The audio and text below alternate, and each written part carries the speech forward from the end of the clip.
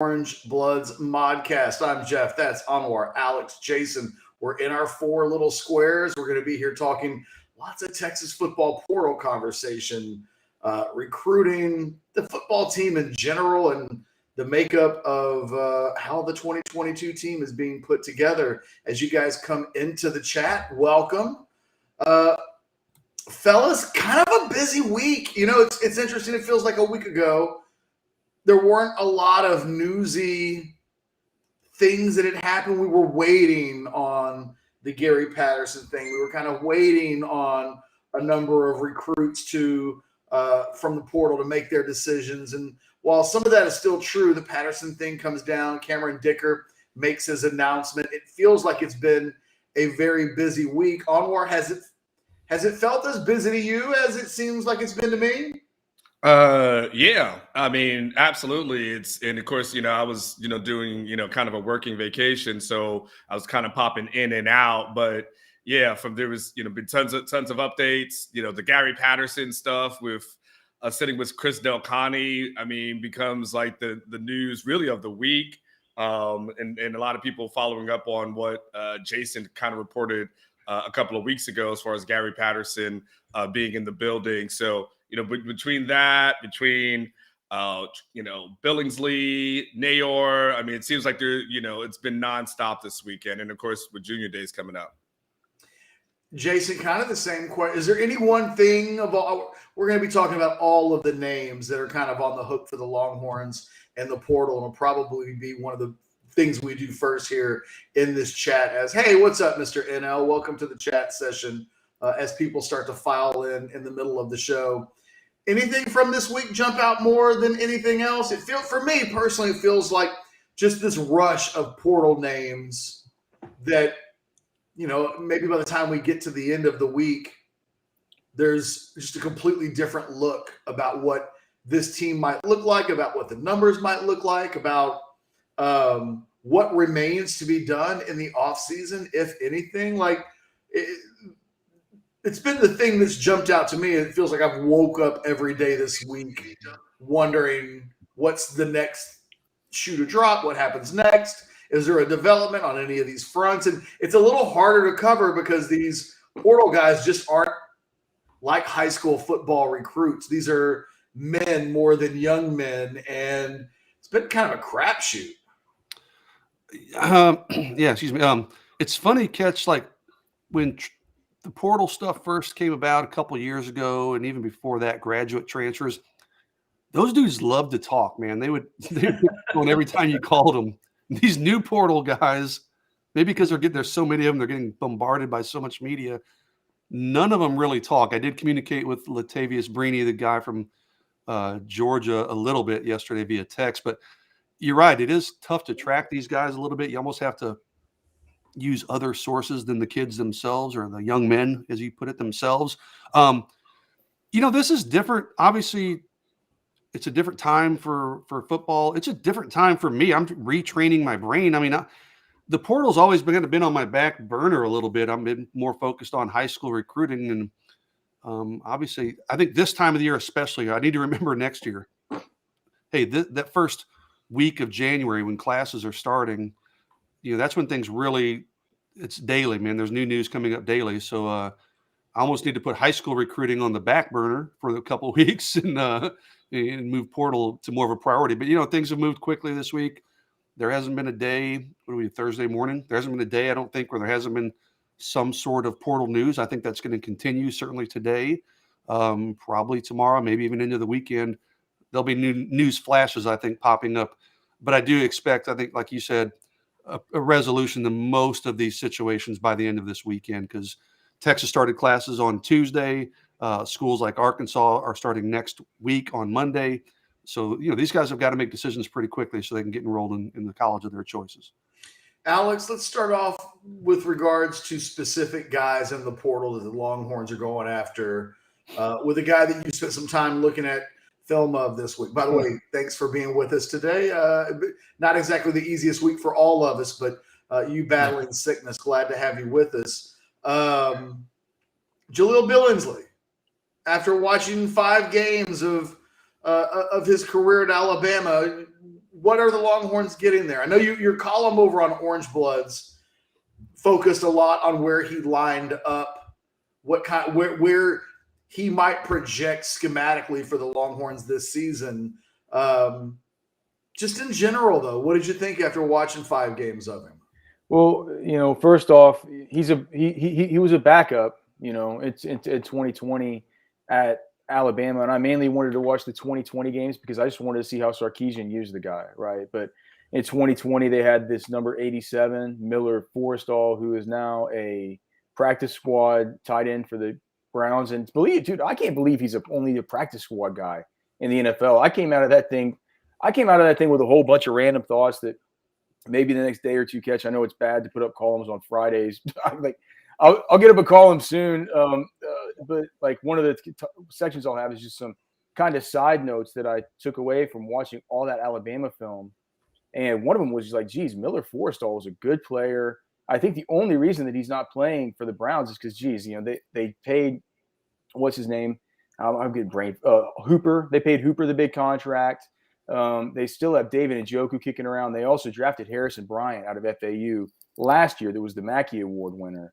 So I don't think the fact that dude's a practice squad guy goes to say too much about the reality that during the 2020 season that Billingsley as a sophomore was playing behind him. That was a good player. I think NFL teams really liked him. During the time that I watched him, like you said, I watched a lot of the alignments over 5 games. And I guess 74 total snaps. He aligned inline 5.4% of the time, at H-back 70% of the time, and split out usually about 25% of the time. And I think that if you watch some of the later games in the season when he was getting a little bit more involved, he had the one big game with the 3 receptions where he averaged 34 yards per reception. I forget which one it was. He lined up a little bit more outside in that game. But during the ones that I saw, lining up at H-back, that guy's a good blocker. And if you look at what you can take away from the tight end alignments last year, he basically aligned the exact same way as Cade Brewer last year. And everybody else has completely different profiles than Cade Brewer as far as their alignments. Cade Brewer inline only 10% of the time last year, split out 20% of the time, at H-back 69% of the time.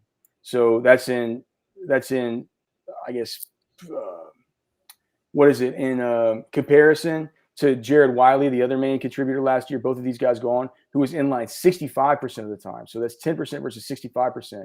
Clearly, Sark usually has one guy that he likes as his inline dude, one guy that he likes as his H-back sniffer type, and that he can split out and get involved in the passing game, And I think that was Cade Brewer last year. I think that Jalil Billingsley has been recruited to be that kind of player. My main thing I came away interesting in saying is like, all right, well, we know that Gunnar Helm, as far as the young guys, Gunnar Helm is the dude who played in line the most, and he came in with the ones at certain times last year. What do we make of Jatavion Sanders and Juan Davis, though? How do they fit in with Jalil Billingsley? It feels like it's a pretty – I'd be interested to hear what you guys think. I mean, it feels like it's a pretty stacked tight end room. But that's how I see Billingsley right now. I think that given his relationship to Sarkisian and the way that Sarkisian used him in a way so similar to the way he used Cade Brewer last year, I think he could come in he could come in and be first in line to kind of take over that role. He seems like a good player to me. I know that there were some questions behind the scenes about whether Alabama was really that worried about losing him. I mean, I don't know if that's the case or whatever, but I do think that he's a good player. You feel like that's kind of an opinion I want from everybody based on just what we've seen. It's an upgrade for Texas, albeit maybe not a huge one the way some fans want to make this, but it does feel like if you're going from, Brewer to Billingsley, that there's more athleticism. There's a little bit more just overall juice that Texas will be injecting into the offense in that spot. If it ends up being as much of a like for like swap as it would appear to be based on the way Sarkisian used Billingsley in 2020 and the way he used, obviously, Brewer in 2021. And now that production and time and snaps no longer in the offense. Let me just answer this cockamamie comment from Charlie Williams in chat saying Billingsley doesn't want to block either. He's an NFL talent as a receiving tight end if he applies himself. For one, he's not an NFL talent as a receiving tight end yet. That just isn't true. And for two, he loves to block. Just go watch the film. He loves to block. Go to Orangebloods, look at the clips that I put up. You'll see that his best reps of the 2020 season were most certainly on outside zones, just completely wiping people off the face of the screen. He could definitely block inside and out. Well, and that was one of the reasons why I thought a little bit about Marcus Washington. There's a conversation to be had about what Texas ends up doing at the other wide receiver position. And we'll get into some Isaiah Neyor talk here in a second because, if last week's buzzword was Mario Williams, this week's would be Neyor with him on campus this week, despite being committed to Tennessee, still taking official visits to Ole Miss. One of the things I thought about Billingsley is because he does have a rep of being a good blocker. You just some poor bastard's not going to communicate in the chat anymore. No, I'm sorry. I didn't mean to be rude, man. I've been feeling a little bit under the weather, man. I can be crabby. I'm sorry. For me, it feels like what they'll be able to do with Billingsley or how much they want to fine-tune, focus him in on just being an H-back type guy that fits that lost production from that position is that they're desperately trying to upgrade from Marcus Washington. And the thing that Marcus Washington does best is block. So I know it may be a little bit of a square peg round hole thing. We've been talking about it on the thread on Orangebloods about where his best position is. In a world, let's just say, Alex, in a world where there's no other added wide receivers, do you think that there's the possibility that they would use him?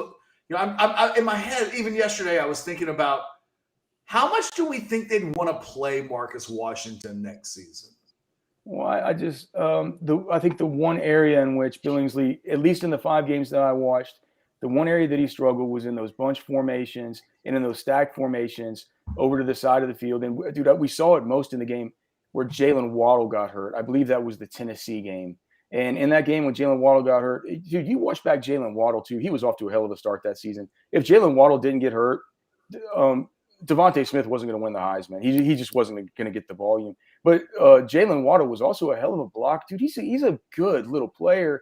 And you saw they tried to split out Billingsley and put him out there in those bunch formations and stuff like that where they would throw the screens to Devontae Smith and they put him out there with Miller Forrestall. And Billingsley wasn't as good as engaging those defenders in free space as far as if we're just talking about stock blocking, I think Marcus Washington is better at that on the outside. But clearly, I think that what Billingsley brings from an overall perspective, whenever you looked at Marcus Washington, you said, why is this guy on the football field? You say, well, it's because he can block his ass off, right? It's not because he can also get free for these huge plays like we saw Billingsley get free for towards the end of last year. Plus, Billingsley weighs 230 pounds. So does that is he too big to be out? What does Troy O'Meara weigh? Is he 220? I don't know. He hasn't been on the field enough for me to learn his weight yet. I can tell you, Alex, I have a roster right here. I don't know because Billingsley's only 6'4", 230. He's pretty stocky. I mean, Troy's like 215, maybe. Yeah, I think he could maybe survive. He was listed as 220, Alex. Yeah, 220, maybe a little bit taller than Billingsley. So I think I would prefer to have O'Meara out there if he's healthy. With that being said, I think Billingsley's certainly a piece that you can move around, have him play the H-back, have him split out. Clearly, that's what Sark did. I mean, Sark had him split out 30% of the time or 25% of the time in 2020 whenever he had control of that offense. So I think that we probably see him in both kinds of roles. Jason, Anwar, both of you, one of the things, whoever wants to jump in on this first, feel free. Sark said on the first signing day that they could go as high as 35 or 36. And it was interesting because at first it was like, oh, wow, what kind of arithmetic gets us to 35 or 36?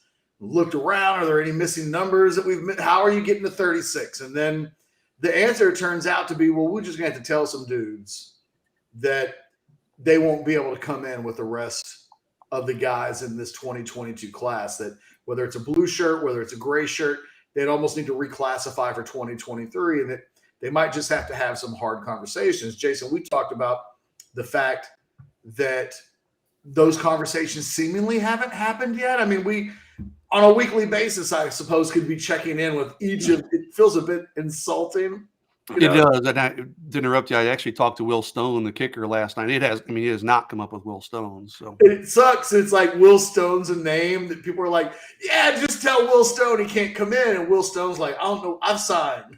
And that dude's as valuable as anybody in the class now with Cameron Hickory going pro. So they find somebody else. So the answer is going to be like, if they go high, that they're going to tell some of these guys that like they've got to potentially wait, which, you know, that might lead to them being released from their scholarship, quite frankly, if the kid's like, no, that's not really what I want to do. And if he feels like he can find another option, there's some fascinating things that would have to happen if and when Texas gets to that point. But when I look at the number of guys they've got on the hook, and you've got the linebacker Moody starting to feel like that's going to happen. The moment that he popped up at Texas and there weren't any other SEC schools seemingly in the mix, I was like, okay, well, that changes the dynamic versus some of these other battles they've been in. Neyor visits, hard to handicap exactly what that looks like, but my God, clearly they haven't given up on him, and they would take him. The DB from Georgia, who is an absolute take. We haven't even mentioned Devon Campbell yet. So we're starting to add numbers. We're starting to get closer to that 34, 35, 36. And there's a part of me that thinks, well, 36 is kind of arbitrary. Like, why not 37? If you're going to have a tough conversation with three guys, if there's a guy out there that's good enough to make you better right away, it just feels like we may be on the verge of a bit of a cutthroat season. But now that I'm seeing some of the guys that they're recruiting, I kind of understand that, like, Sark has taken what would seemingly be a little bit of a Saban approach, which is it's not show friends, it's show business. And that may mean that by the end of the summer, there may be some really hard conversations that have to take place. But I don't get the sense that Texas fans would care if they think it makes the team better and there's some collateral damage in the form of a freshman to be has to wait a semester or go somewhere else. You know, those are the breaks in college football in 2022. That feels a little bit like the world that we're starting to move into. And I guess I'm getting a little more comfortable with the concept that this is the way it might roll out. Catch, doesn't it feel sort of like the transfer portal version or the new sort of roster management version of what a lot of fans used to get kind of tilted at Nick Saban for doing with the uncommittable offers, right? He would offer these guys and then he'd wait till the end, and like you couldn't commit until he kind of gave you the green light to commit, right? I think he's been doing that for a little while. I think Sark, you know, in his own way, could be doing that here with the way that he's managing some of these prospects that are entering in through the transfer portal. And I think that fans generally would give him, you asked about if you're comfortable with it. I think fans generally would be comfortable with it, even from a ethical standpoint. You know, if you're just thinking about it from an ethical standpoint, at least for right now, until he could say the team is completely his and it's all guys that he recruited and everything else like that. When there's still a feeling that maybe certain players could stand to be purged and things like that to make it his program, I think ethically fans would be okay with it. Now down the road, if that could continue with your guys and the guys that you recruited, that could be a different story. But I'd be interested to hear what you guys think. The fans don't give a shit. I mean, listen, if it's going to help the team win, they're going to say, fine, do it. I mean, I'm looking at David Williams' comment. He's, hey, as cruel as it might be to honor commitments, the football team needs to add the best players. There it is. I would think 99% of fans would agree with David right there. But, you know, I don't know. I kind of take a different view. I mean, if you're going to take a kid's commitment, and especially, you know, the guy signs with you in December, and then you're going to ask him to gray shirt, that's going to reflect pretty poorly, and that's going to get around to high school coaches. I mean, I'm not saying it's going to cause a major backlash, but there will be some backlash if you revoke a kid's scholarship or postpone a kid's scholarship, as it is. It's just a tricky, it's a slippery slope to play with. You know, Texas it's kind of a good, in a weird way, it's a good position to be in. And if you think about it, man, I don't think if you go to late November, Texas probably didn't anticipate having this kind of numbers crunch, but they had such a late flood of success in landing guys, including all these offensive linemen, maybe got more linemen than they anticipated. So they had to kind of move some pieces around here, move some numbers around. It's always a game of moving parts in terms of figuring out recruiting numbers. Going back 20 something years, anytime I've ever asked a source, hey, what are your numbers? They're like, we feel like we can take 26 or 27, but that's always flexible. I mean, it's always flexible. I mean, nobody ever has a hard answer. We can take this amount of guys. But I think it's a dangerous game to play a little bit unless you've had those conversations previously. Let's say, and I don't want to single him out, but let's say Lance St. Louis, the deep snapper. Okay, that's a guy that people point to. Oh, maybe he could take a gray shirt or something and come in as part of the next class. Unless you've had that conversation with that prospect and saying, hey, we want to take your commitment, but we want to just be open with you that depending on what happens, if our numbers, we may have to move some things around. We still want you here. We're still going to put you on scholarship, but it may be a semester later than what we're originally planning. Unless you've had that conversation beforehand, I don't know, man. That's a slippery slope, and that can, I don't want to say backfire, but it can cause some egg on your face if guys are unhappy about it, if they want to make a scene about it, if that happens, if their coaches get involved. So, we'll see how the numbers play out. Texas has to close on some of these guys we've been talking about for it to really be a problem and be an issue. But, it's a fascinating time to see how all these pieces come together. Anwar, any opinion on the sanctity of college football roster building and what's fair, not fair, above the board, below the board? I mean, I agree with everything you guys said, like especially things that Jason said, which that's kind of crazy. But I do agree, it's at the end of the day, will fans really care? Probably not so much. But, at the end of the day, will some coaches be a little bit upset and, potentially steer guys away? And, do you really want to piss off coaches in the state of Texas? Probably not so much. Like, it probably doesn't really end well for you if you do that. But, at the end of the day, the damage might be minimal. And yeah, is it pretty shitty for a kid who, now doesn't really have options? And now what the hell does this guy do at the midnight hour? Like, of course it is.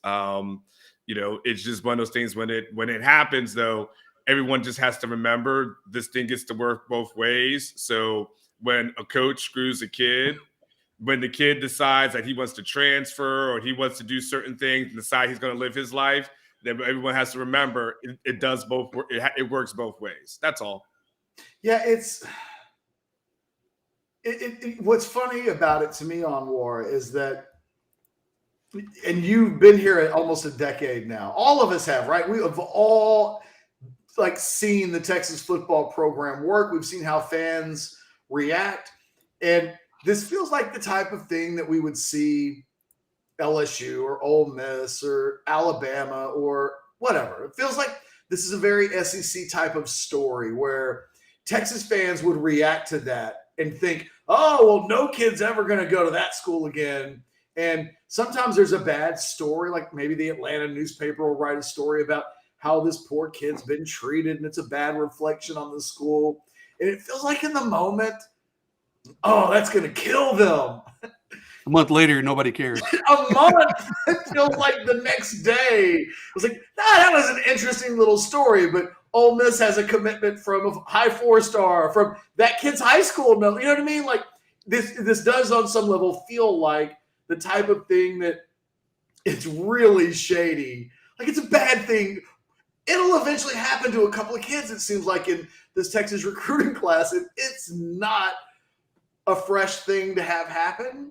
But I can't deny that I'm the same guy that looks at Steve Sarkisian and said, man, you went 5-7. You better win some games. You don't want to end up on Alex's hot seat chart based on, not being able to win enough games through the first 2 years. And so, that dude's trying to say it's where we meet in the middle of the road where there's this ethical kumbaya, let's let's hold hands and college football should be pure. And the other force coming down the highway is, what are you guys talking about? College football stopped being pure a long time ago. Was it ever? Exactly. No, it is. And it's the thing that's in my mind is it's like, well, who cares? Because on when Texas plays Alabama in September next year, although I told Anwar earlier in the week, if I was Texas, I'd try to get that game canceled. You'll be playing them soon enough. Nobody's going to show up to the stadium that day if O'Shawn Mathis is playing edge rusher for the Longhorns. No one's going to be like, hey, at the 50, I don't know, let's say the jersey number of one of the players that got screwed out of this is 50, 35. I don't know. At the 35th minute of the game, we're all going to walk out. That's not going to happen. All people will care about is Texas winning games. I'm slowly shifting my kind of thought process towards that, is that it is not a show friends business. It is a show business. And they got to win games, and Sark's got to make moves that make this team better right away. I wonder if going into next year, whatever things they learn about juggling the numbers, if next year there's a Lance St. Louis or even a Will Stone, I wonder if this summer coming up, they'll go, whoa, maybe we wait on those guys because of what we saw happen towards the end of the 2022 cycle when numbers became an issue. We had these uncomfortable moments. I know names keep popping into the portal, and I keep thinking that they would make the Texas football team better, and I can't begrudge the coaching staff for being really aggressive and going after them. Isaiah Neyor is a perfect example of that. He commits to Tennessee, and the Texas coaches could have backed off at that point, and they didn't. They've stayed after it. That kid went and visited Ole Miss. They stayed after it. They get a visit from him. Now, earlier, literally in the middle of doing the Modcast today, Brennan Marion tweeting something fairly ominous, and it says we could have been of superstars with the shoulder shrug. Maybe that has something. It feels like a hint about Isaiah Neyor, but maybe not. But, we could have a little bit of an Isaiah Neyor conversation piece right now. I don't know that there are many guys that they could get in the portal that could help Texas as much as this kid could. And if he ends up being Anwar a part of, let's say Texas signs him, then he ends up being part of this glut of incoming transfers that pushes Texas beyond 33 to 36 or 37. Like, hey, man, whatever you got to do to get dudes like that. That's, I guess, where my head is. Neyor is a guy that comes in and, obviously has had success, previously. Someone on I think Orangebloods had said something about, wasn't he a former two-star in a catch? I think you responded with not anymore, or something similar to that effect, because, he's obviously has surpassed and exceeded whatever his, rankings were. And in rankings, there's so many different things that go into that, whether he showed up for camps or not showed up for camps. And, that has an effect, to a certain degree. But he's a guy that, Ketch, some of these guys come in and they haven't been highly recruited previously. And now all of a sudden they have a ton of attention, which they didn't have in high school. And so they're taking their time and they want to see, all right, finally, people want me. Finally, I'm the belle of the ball. So how do I handle this situation? And so, yeah, I thought with Neyor, I thought it was done, with the Tennessee thing.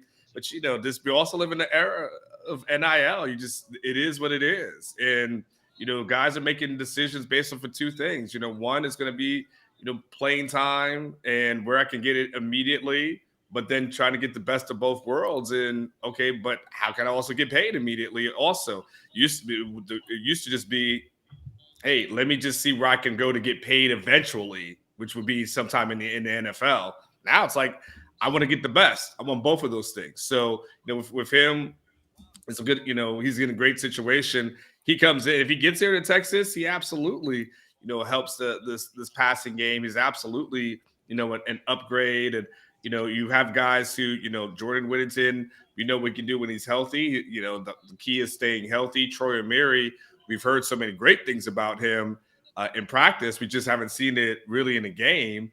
So if you're Sarkisian, you've got to find some insurance policies. And, that guy, if you get Isaiah, obviously that's a huge upgrade for them. Just a matter of, like you said, with that ominous text, which clearly shows that Marion's very young and we're really old, because everyone who's young puts out ominous texts.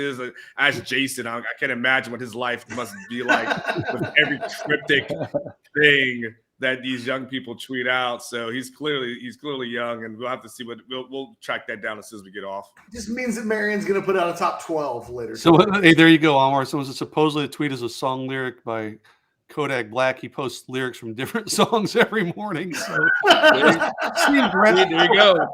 There you go. Catch, give us your favorite Kodak Black song. Yeah. If there is anything to that tweet, and who knows, we're trying to decipher that as we're broadcasting. I think this is officially the worst thing about being old is that there's a lot of worse things. Being old. Everything about that it's like Kodak Black, Super Gremlin. I don't even know who Kodak Black is. There's so much about that I want to just rant about. Like, why don't I know who Kodak Black is? Yeah, I'd have to Google that. But if there was anything relevant to that tweet, and like I said, we're literally trying to decode that and sending messages as we're recording here to different people, trying to figure things out. But that would be an awfully quick no. I mean, I don't even know if he's left campus yet, Isaiah Neyor, or left the town yet. So that would be if there was anything to that tweet, and it sounds like maybe there's not.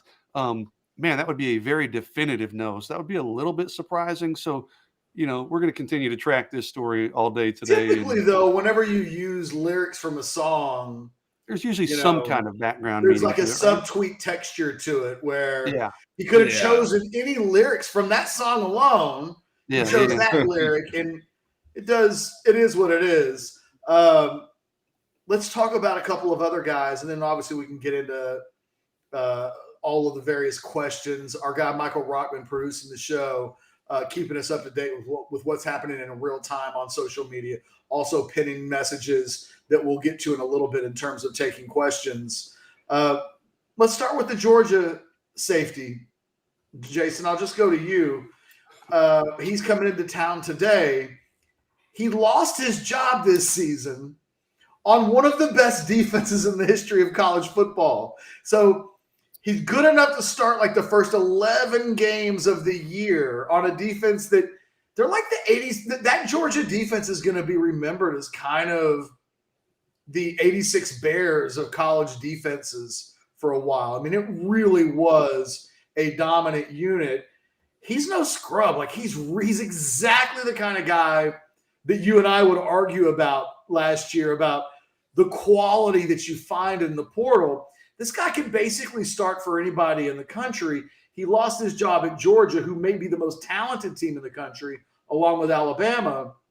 That Texas has been able to get in on him, I think getting him on campus is a win. It's the first step towards being able to close the deal with a kid like that. But boy, that's a guy that it almost doesn't even matter.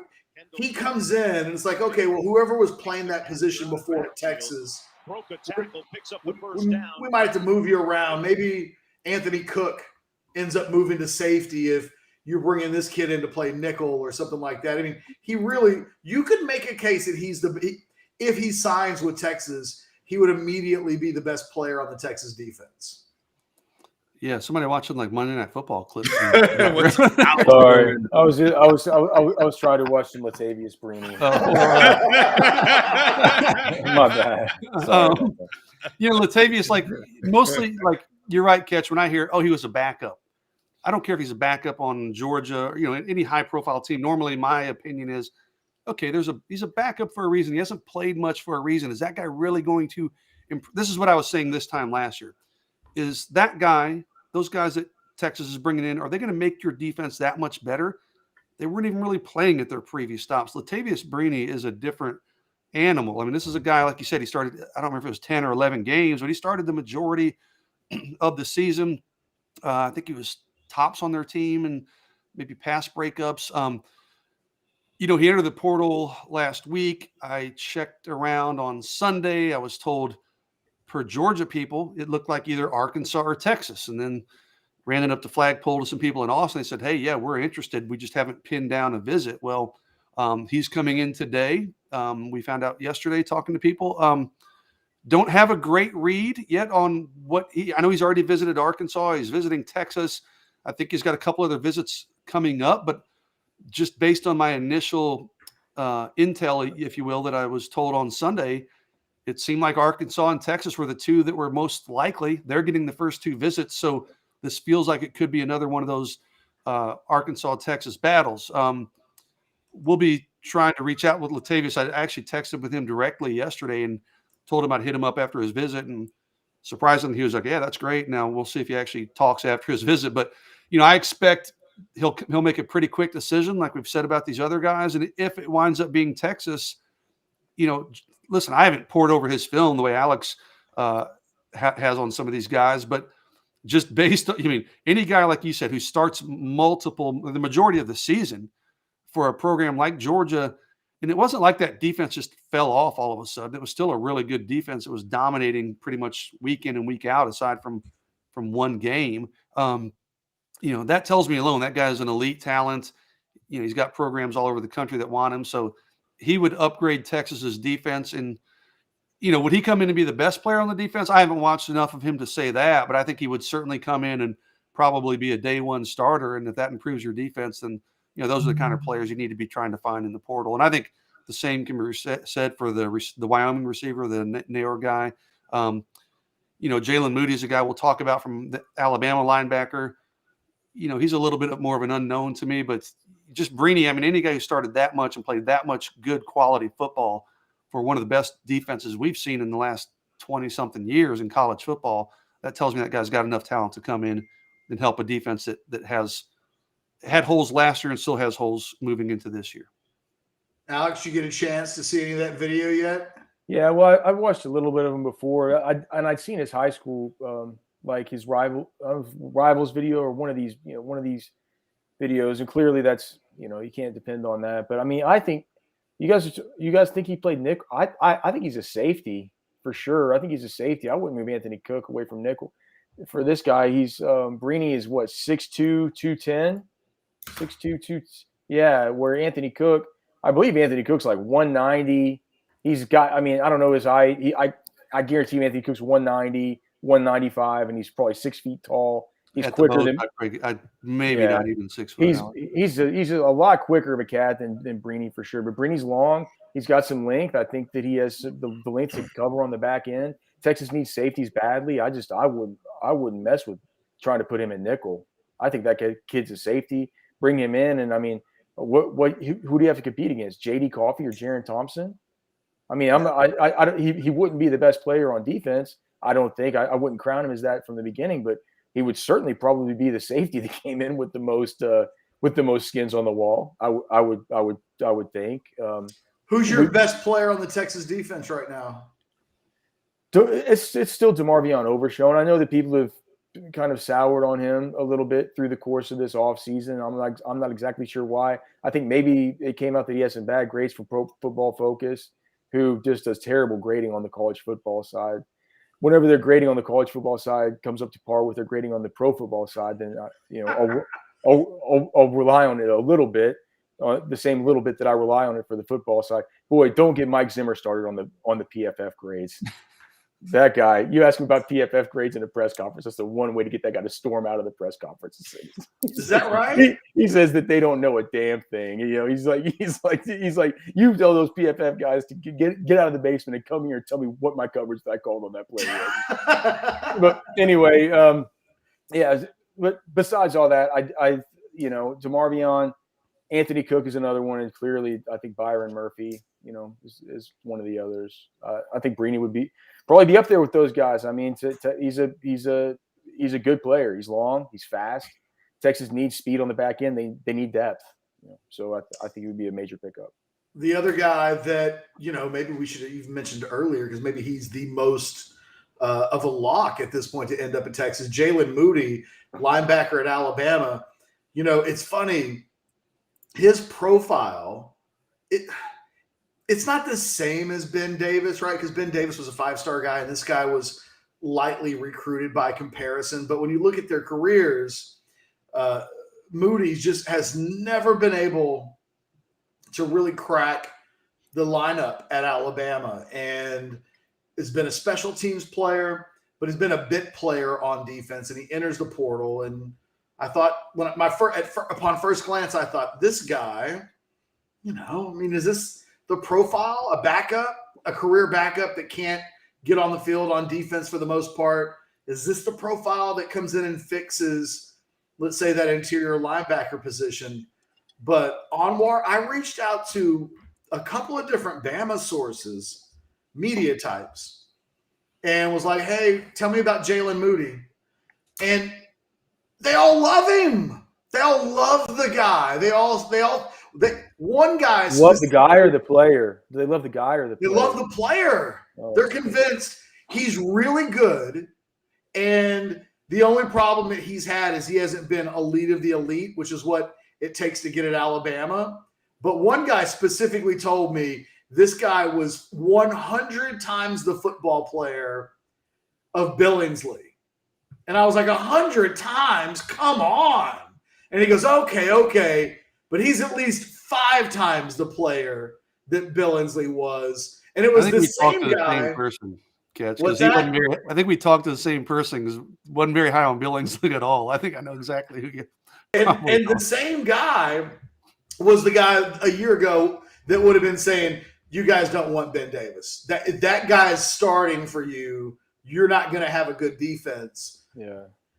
It's just interesting to me that his profile doesn't scream impact player, but man, some Alabama people really like that guy, considering he's never started a game and only in about half the games this year even got into play defense. Yeah, and he's mostly just kind of special teams. So, and he's got like 1 year of eligibility remaining. So it's a very, like you said, it's a very interesting thing. Recently, I guess, Nick Saban kind of sat down with some guys and kind of let them know, hey, probably not going to work out for you here. If you got some better options, feel free to go examine it. And Drew Sanders was not a part of that, as you guys know. Drew Sanders is a guy that they actually wanted to retain, but obviously Drew felt that there was writing on the wall as far as that was concerned, as far as what his spot may look like. And so, when you start talking about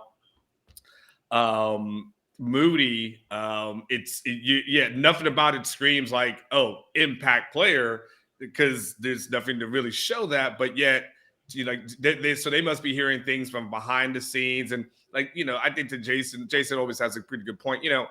Not being able to crack the starting lineup at Alabama is not the biggest insult, because basically what we're saying is you're not a potential, first round or third round pick. That's essentially what we're saying. That's all it boils down to, as opposed to, can you be productive somewhere else? And that's really becomes the question for me is, you can't make, maybe it's tough at Alabama.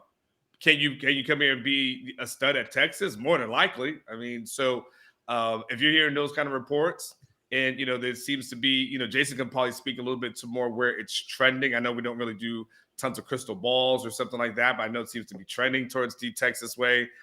They need bodies, they need linebackers, and Ketch, they went after as many linebackers as possible last year. And I guess you got to keep searching until you find them. You know what this whole portal discussion makes me think of more than anything? I mean, individually, piece by piece, can Texas help itself? The gap between programs like Georgia and Alabama and where Texas is and needs to be, it's so substantial. These are guys who we're talking about got benched or didn't play very much, and or Nick Saban's basically telling them, hey, dude, I think you probably should go find somewhere else.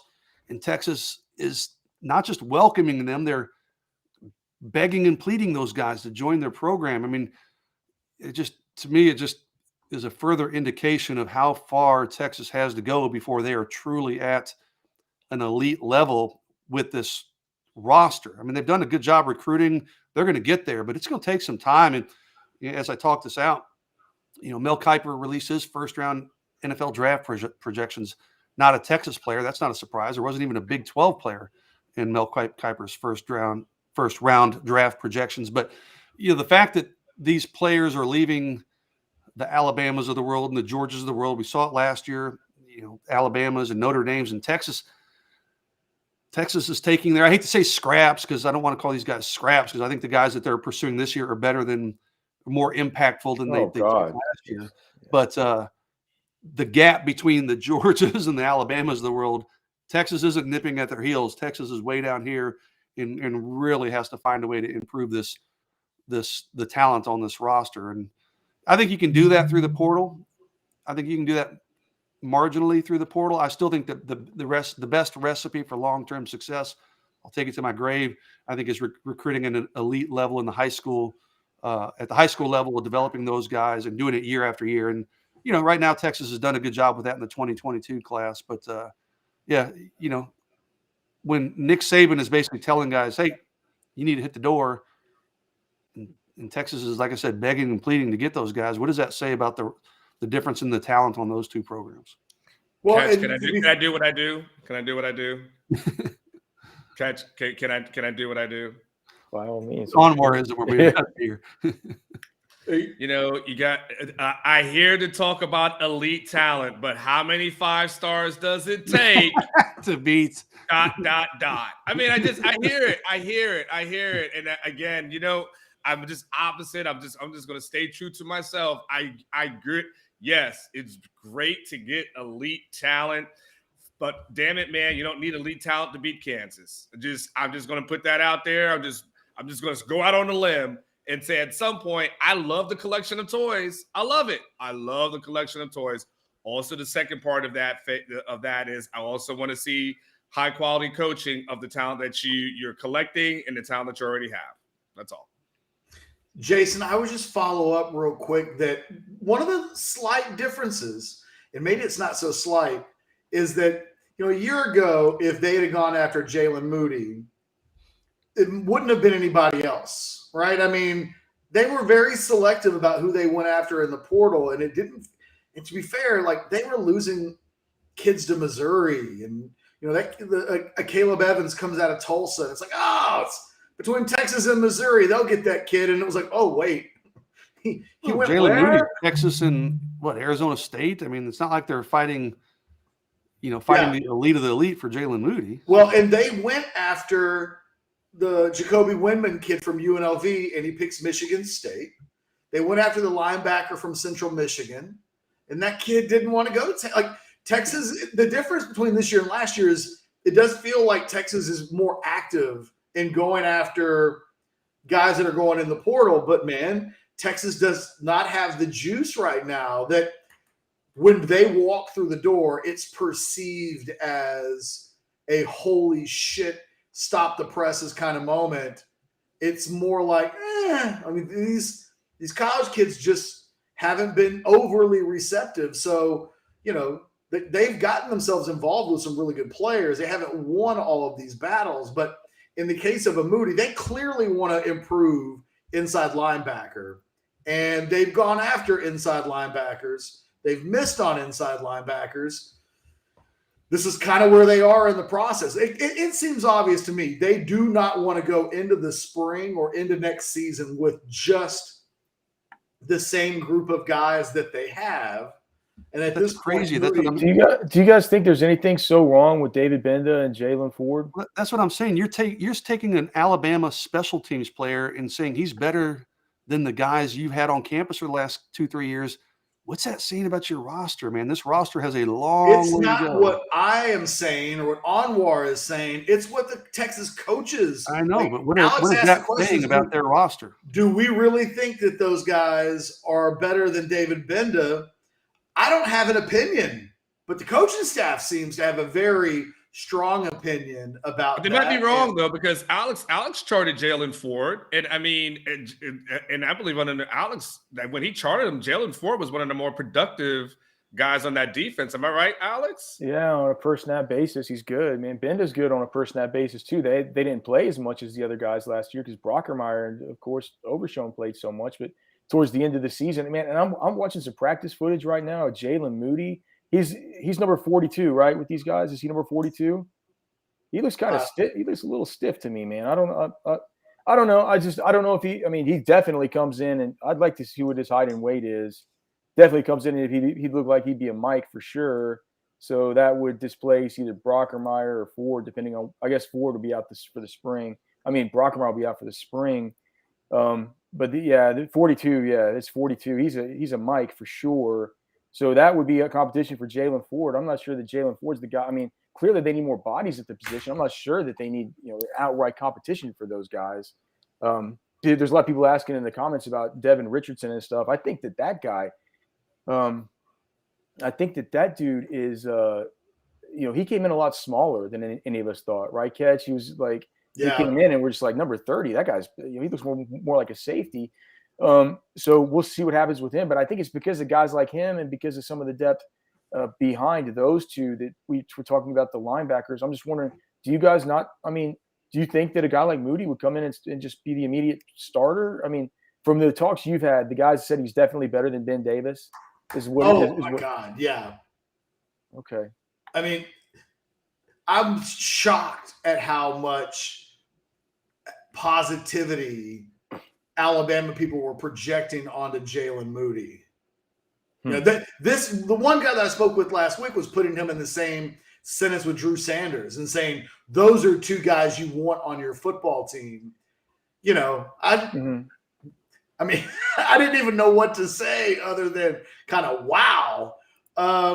Let's do this. I'm looking at the clock. We're creeping up on an hour. I want to go. Let's do some rapid fire questions from the chat, and then we'll go into parting shots.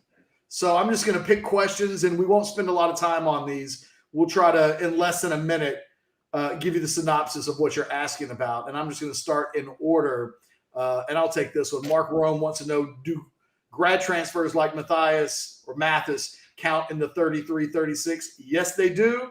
I had some people on Orangebloods hopingly suggest that they didn't. I literally contacted the NCAA, and they pretty much laughed at me. And of course they count. All incoming players count. Just because they're older or grad transfers doesn't mean that there's a loophole where you can take as many of those guys as you want and they not count towards the number. So yes, if they get O'Shawn Mathis from TCU, who's going to take his time, and it may be a while before we know what he's going to do, he will count towards that number just like the rest of them. Gyro says, how badly does Texas need to land Neyor at this point? Anybody have an opinion on that? I just watched him. I think that probably he goes by Neyor. I don't know unless you guys know better than me, but it seems like on all the videos they have two good. Number 14 and number 6 are both good for what's that, Wyoming?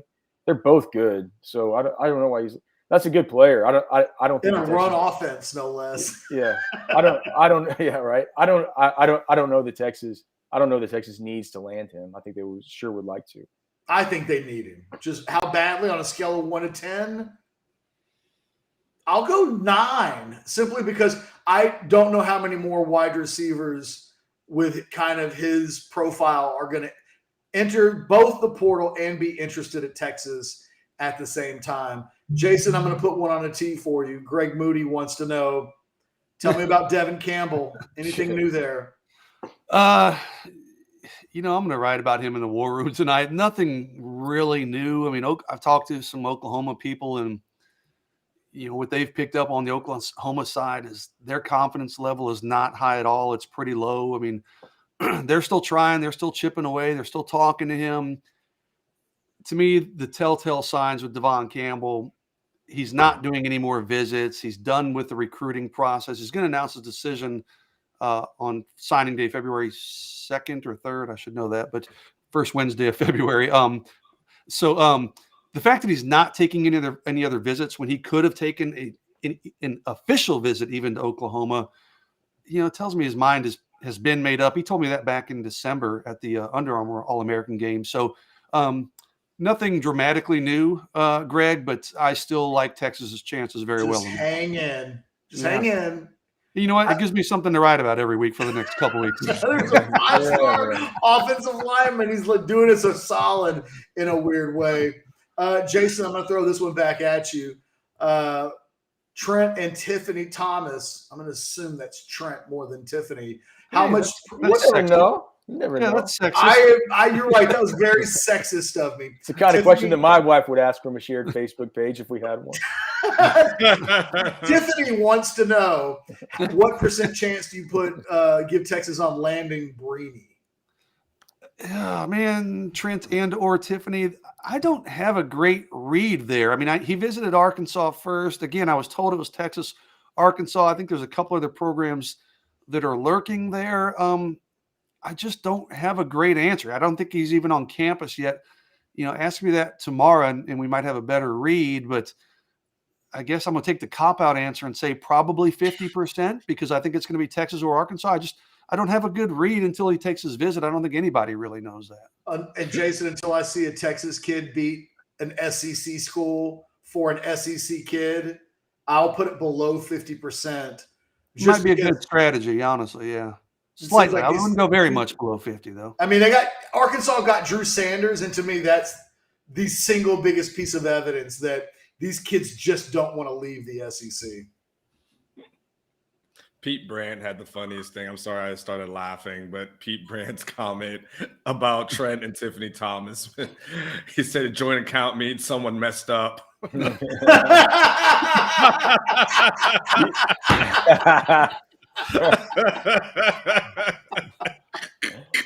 good. Someone got caught slipping in the DMs. Who sent you this? Oh.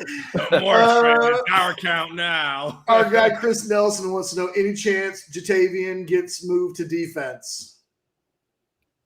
I mean, I've been certainly saying that it's something that probably should be explored. And with Jalil Billingsley coming in, I think that it makes more sense to explore it. But the fact of the matter is, I think that'll be up to Jatavian. I think they've said it since the very beginning that they're going to recruit him to do what he wants to do. And I also think, don't underestimate how hard it's going to be to pull that guy away from Jeff Banks. I don't think Jeff Banks wants him. I mean, I think that it'll take wild horses to drag Jatavian Sanders away from Jeff Banks the way that he looks at him. All right. I just saw one that I want. Here we go. This is an interesting one. Anwar and I talked a little bit about this on early in the week from Chris Griggs. With GP coming aboard, do they look more at a 4-man front? Real quick, before we go into that conversation, one of the reasons why that's really interesting is that it seems like O'Shawn Mathis has indicated he wants to play in a 4-man front. And one of the reasons why he was leaving TCU is that they were going to a 3-3-5 front. Mathis has been described by some fans as a lock to come to Texas. But Alex, isn't there that's not what Texas does. Like what he says he's looking for is not what it is that Texas does traditionally under Kwiatkowski. But now here comes Gary Patterson, who is widely known for running a 4-man front. This is semantics, Ketch. I mean, like you could say Texas ran a 4-man front last year. It's just did you consider the buck end, a linebacker, or down lineman? You know, it's like that's what I would tell the kids. I would just say it's semantics. We basically ran a 4-2-5 last year. It's just like it's the semantics of whether you consider the buck. I mean, the jack end always has his hand down. The buck end has his hand down a good portion of the time. You know, so I would just say, you know, we've always ran a 4-man front. Nothing to see here. You know, that's what I said. A little kabuki theater here from Alex Dunlap when talking about. I mean, I consider that position a linebacker, but Alex, I agree. It is splitting hairs to a certain extent. I know they seem like they, whenever I think about like Ovio Gofu splitting reps between Sam and that edge, I Yeah. don't think of it as him spinning down the D line as much as, you know what I mean? I guess. But Well, Ovi was a different, right? But consider whenever you saw Jet Bush over there, he always had his hand down. I think it's just a matter of the player who you had over there. Yeah, I mean, Ovi was always in a 2-point stance. I think, now that I've never really had this thought before, it's an interesting thing to bring up. Maybe it just has to do with the personnel that they had out there and how they would have them as far as their stance, whether they had their hand in the dirt or not. You think Gary's telling him nothing to see here? It's fine. Nothing to see. It's fine. Look at it. Fair enough. Let's see. Here's one. Eric wants to know, does Patterson make a difference in this new position this year? Bottom line, Gary Patterson making an impact on the 22 season or not? Oh, yes. I say, oh, yes, for sure. I mean, Gary Patterson's in the ultimate win-win situation. I mean, if the defense does get better, he gets all the credit. If it doesn't, then Pete gets all the blame. So I mean, he should have theoretically they should be better.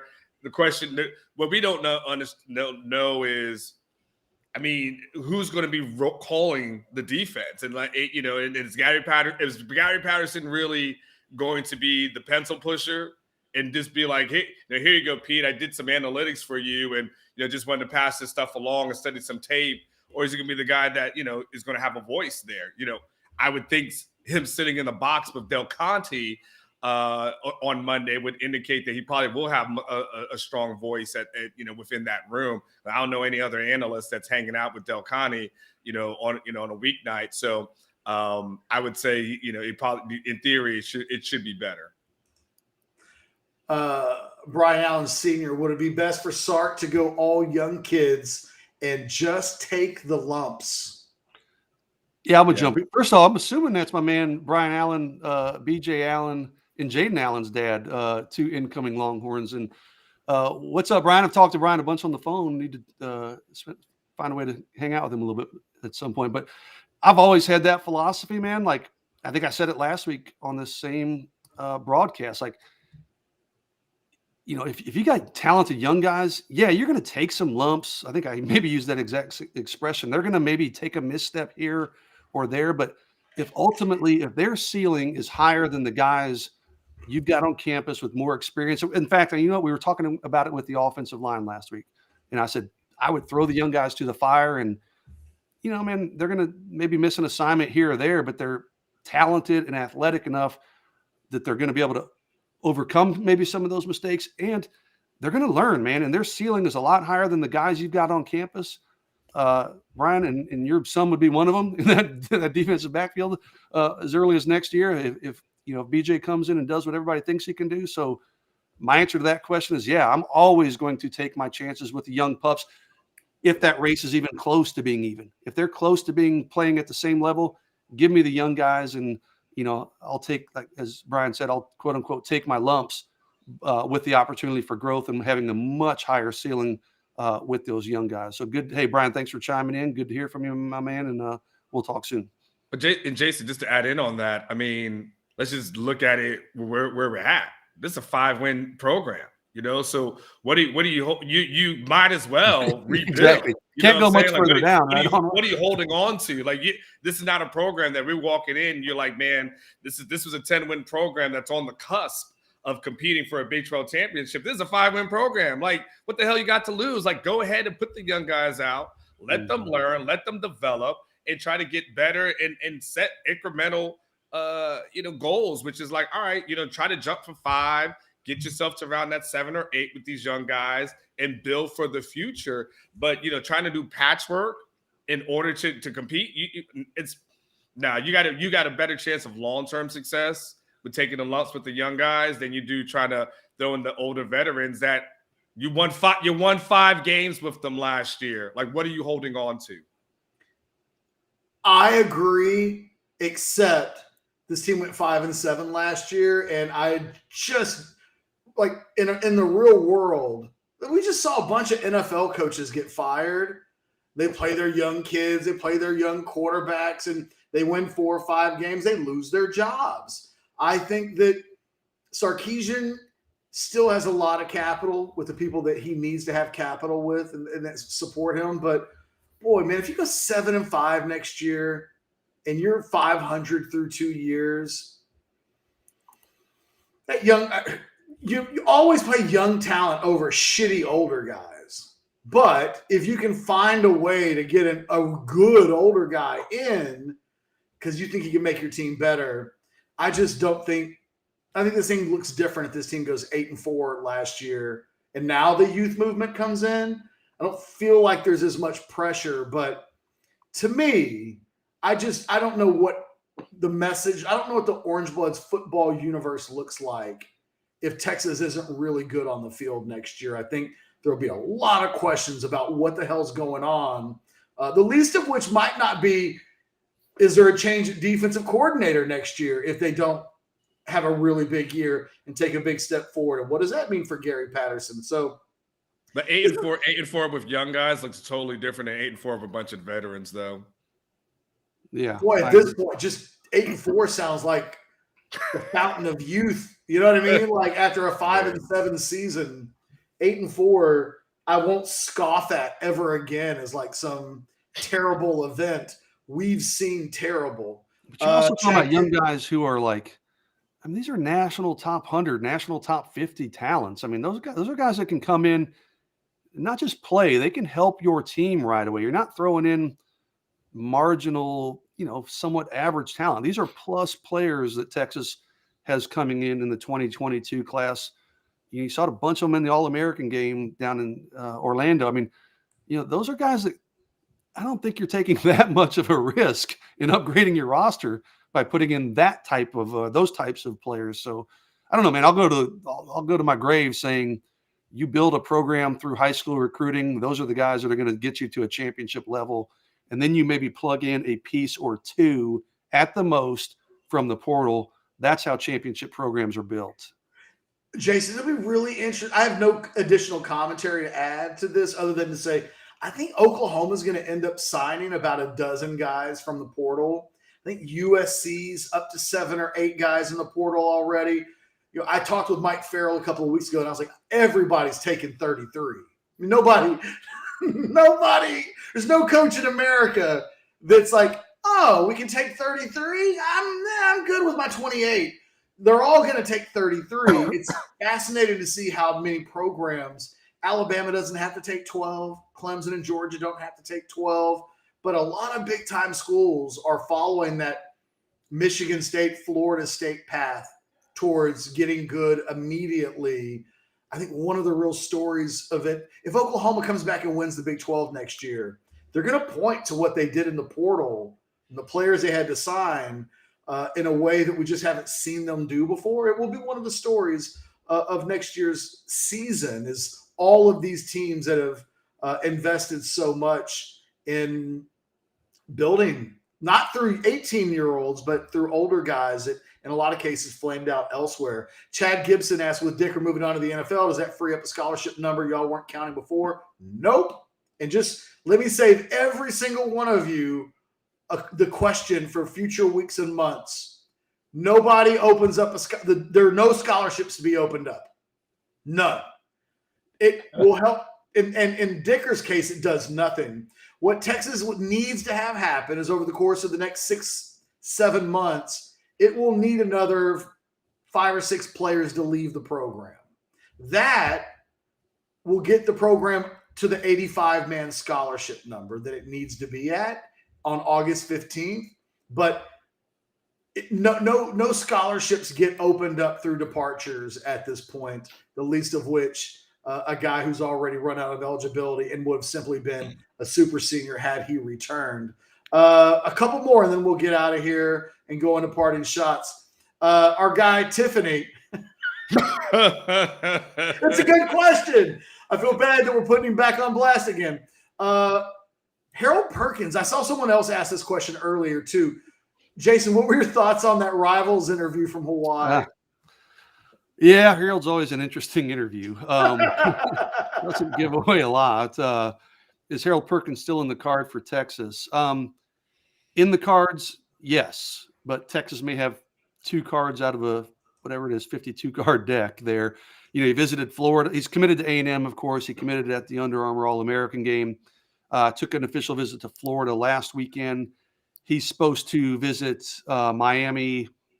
I guess it'll be next weekend. He's at the the Polynesian Bowl out in Hawaii this week. Our rivals guys out there talked to him. There was no mention of Texas. Harold told me back at the Under Armour deal, hey, I'm going to try to get up to Austin for a visit in January, regardless of what happens. Who he picked at that time. It ended up being A&M, of course, as we all kind of suspected. He might come up for a visit, and I'm trying to get somebody in Hawaii to ask him about that. Hey, does he have any plans for a Texas visit on the calendar? But I think Texas is playing from behind there. Obviously, he's verbally committed, I guess, to Texas A&M. I think Florida's in play there. I think LSU's in play, probably more so than Texas. So a lot would have to change in these next, what are we looking at, 2 weeks for Texas to win out that race. So he's still in the cards because he's still talking about Texas. They're still talking to him, but I'd be surprised if that one worked out for Texas. All right, last question, and we'll go into parting shots. Is Brini or Mathis a bigger need for Texas? We can each get a vote on this. Alex, you got a thought? Safety or pass rusher? I mean, you need more bodies at safety, but the bigger need on the football field is at edge rush. So I guess I'll go with the bigger need on the football field at edge rush. Oh, I always go with linemen. You always need them. Jason? Yeah, I'm going Mathis as well. I think a bigger position of need. It's unanimous. As much as I like Brini, Mathis upgrades that position in such a significant way that it just couldn't be dismissed. Okay, it's time for parting shots. Thanks to everybody. Oh, real quick, Rogue Apothecary jumping in, wanting to know, is the Modcast saved and added as a podcast somewhere else? If so, where can I go listen to them? So everybody watching the podcast, if you missed anything on this will populate immediately to our YouTube channel when it's over with. I will also take the audio from the Modcast and post it over on theyak.com. So before the end of the day is over, whether it's on my Twitter page and or on Orangebloods, links to both the full Modcast version of the YouTube video and the audio from this will be posted over on the Yak as a free listen. So, yeah. Shout out to Richard at Rogue Apothecary too, man. Always got to plug that guy. Everybody's ears perked up there. Just the absolute GOAT sponsor, man. We love you, buddy. In terms of parting shots, anybody? Anwar, I almost want to go to you first because you just came off of a vacation where it created a new profile picture for you. You spent time in the snow. Like, you got any post-Colorado thoughts? So got a chance to go to Durango and stay at the Purgatory ski resort. So it was really cool experience, chance to really do that stuff. And someone, I think it was interesting. I think Jason had asked me last week, I'm pretty sure. He was like, are you going to go skiing? And I was like, nah, that looks like an activity that you can really get hurt at. So with my friend who I went with, decided to, I don't know, what are those discs that you ride down the hill in? You guys know what I'm talking about? I don't know what the damn thing is. Some plastic thing. You just sit in it? Saucer. They call it saucer, right? Saucer, but it's like a sled or some sleigh or something. It's like a sleigh or something. I don't know what the official shit is. All right, it is what it is. But to my point about being a little bit risk adverse, when she goes down the hill, has my son in her lap, goes too fast, right?